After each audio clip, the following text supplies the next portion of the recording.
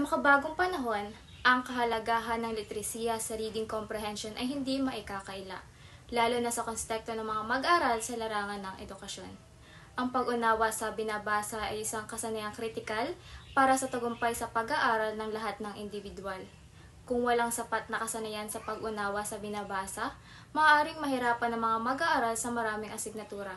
Ang pag-unawa sa binabasa ay isang mahalagang kasanayan na kinakailangan ng lahat sa larangan ng pag-aaral.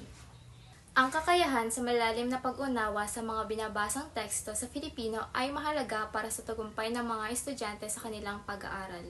Kung magaling umintindi ng mga tekstong nababasa, mas madali nilang mauunawaan ng mga leksyon, makakuha ng impormasyon, at makakabuo ng mga ideya.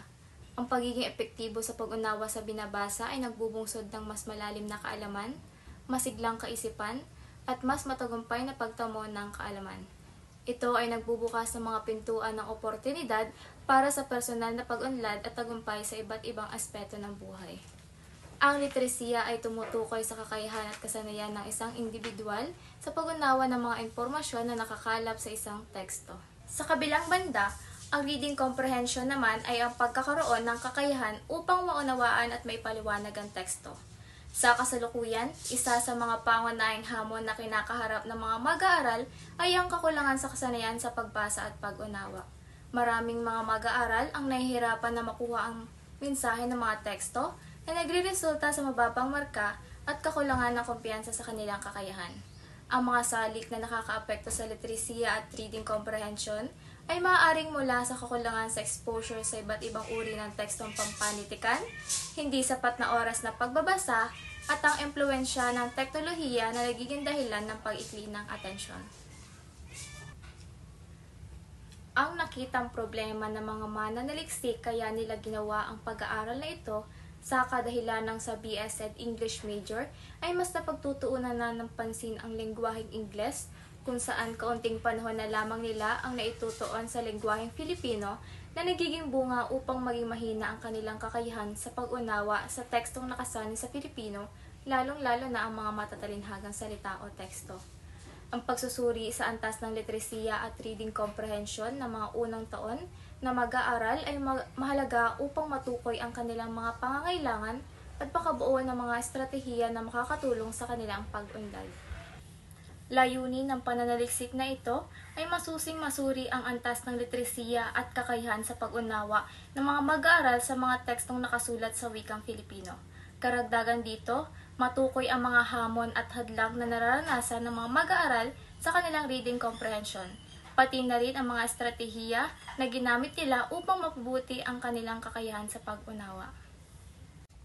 Ang layunin ng pananaliksik na literasiya sa reading comprehension sa Filipino ng mga unang taon na mag-aaral sa BS Ed English major ng Mindoro State University ay masusing suriin ang antas ng literasiya at kakayahan sa pag-unawa ng mga mag-aaral sa mga tekstong nakasulat sa wikang Filipino. Sa pamamagitan ng pag-aaral na ito, layunin ng mga mananaliksik na matukoy ang antas ng literasiya, mga hamon at implikasyon sa pag-unlad ng mag-aaral, pati na rin ang mga estratehiya na ginagamit nila upang mapabuti ang kanilang kakayahan sa pag-unawa. Una, ano ang antas ng literasiya sa reading comprehension sa Filipino ng mga BS Ed English major batay sa interpretasyon, pag-uugnay at bokabularyo? Ikalawa, ano-anong mga hamon na kinakaharap ng mga English major sa pag-unawa ng binabasang teksto sa Filipino? Ikatlo, ano-anong mga implikasyon ng mga hamon sa pag-unlad ng mga mag-aaral? At ang ikahuli, batay sa kanalabasan ng pag-aaral, anong mungkahing estratehiya o programa ang maaaring gamitin upang mapabuti ang komprehensyon sa pagbasa ng mga teksto na nakasalin sa Filipino ng mga mag-aaral na English major? Pananaw at mga hamon na kinaharap sa pagbabasa ng Filipino translated text. Porsyento, mean at rango. Ginamit ito upang mailarawan ang kabuuang antas ng literasiya ng mga kalahok sa mas konkretong paraan. Pinakita nito kung gaano kataas o kababa ang performance ng grupo ng mga kalahok na 20 estudyante ng BS Ed English unang taon. Nagawa ang pananaliksik sa mga estudyanteng bago pa lamang sa kanilang kurso upang masukat ang pundasyong kakayahan sa pagbasa. Napili sa pamamagitan ng random sampling. Tinitiyak nito na walang bias sa pagpili ng kalahok at na ang resulta ay maaaring magsilbing representasyon ng mas malaking populasyon. Ang mga ethical na pagsasaalang-alang ay pinaliwanag ang layunin at kahalagahan ng pag-aaral. Siniguro ng mga mananaliksik na nauunawaan ng mga kalahok kung bakit sila kasali. At binigyan diin na voluntaryo ang kanilang partisipasyon. Layunin ng pag-aaral ay masusing suriin ang antas ng literasiya at tukuyin kung paano kalalim ang pag-unawa ng mga estudyante sa wikang Filipino, lalo na sa mga tekstong akademiko. Tinukoy kung may mga gaps sa pag-unawa at kung paano ito naapektuhan ang kanilang background bilang English majors. Inalam ng mga mananaliksik kung ano. Batay sa talahayan una, walang mag-aaral o 0% ang nakakuha ng score na 0 to 3 at 4 to 6 sa pagsusulit na kanilang sinagutan na napabilang sa antas na lubos na hindi nasisiyahan.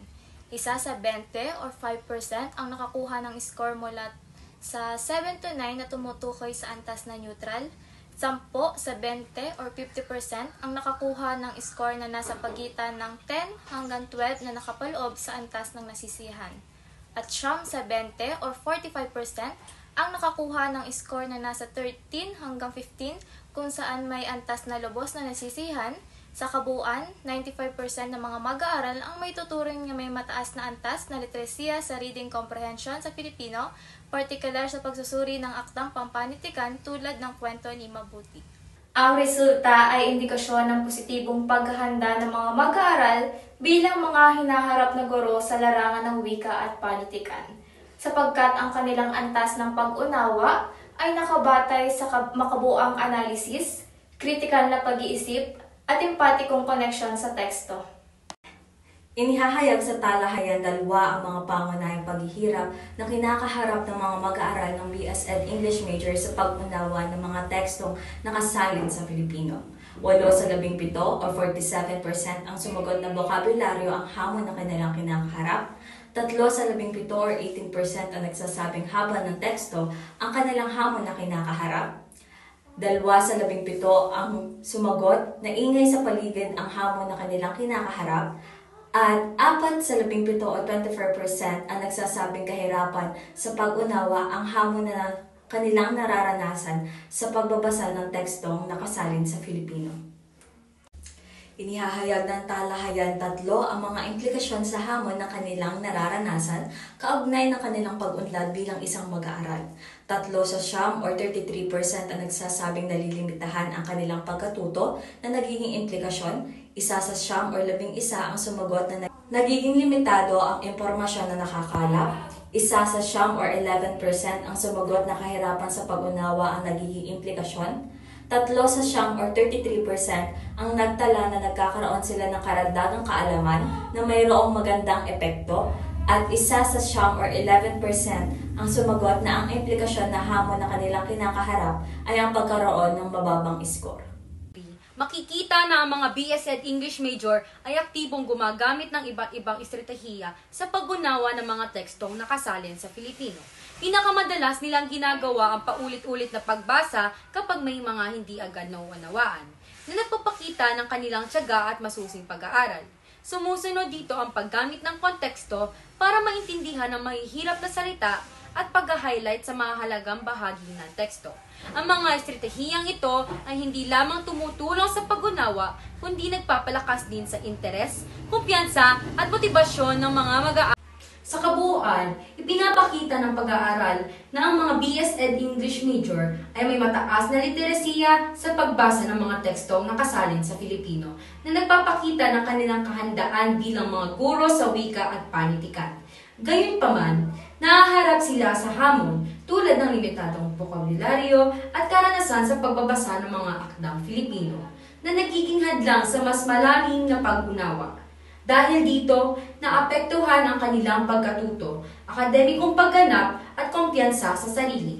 Sa kabila nito, epektibo nilang ginagamit ang mga estratehiyang tulad ng pag-uulit ng pagbabasa, paggamit ng konteksto, at pag-highlight upang mapahusay ang pag-unawa at kasanayan sa pagbabasa.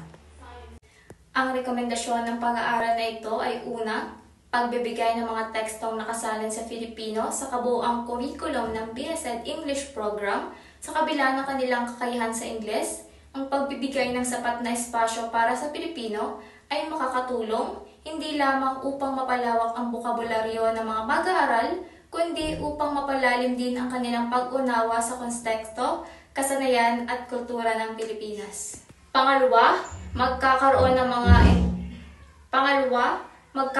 ng mga interbensyong nakatutok sa pagpapalawak ng bokabularyo. Ayon sa datos, 47% ng mga kalahok ay nagsabing ito ang pangunahing hamon sa kanilang pag-unawa ng tekstong Filipino.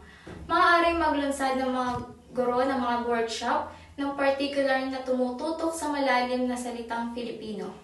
At panghuli, ang mga estratehiya sa pagbabasa at pag-unawa ay nararapat ding patuloy na palaganapin at palalimin. Bagamat ipinakita ng mga mag-aaral ang kahusayan sa paggamit ng mga estratehiya gaya ng paulit-ulit na pagbasa, paggamit ng konsepto, at pag-uugnay sa sariling karanasan.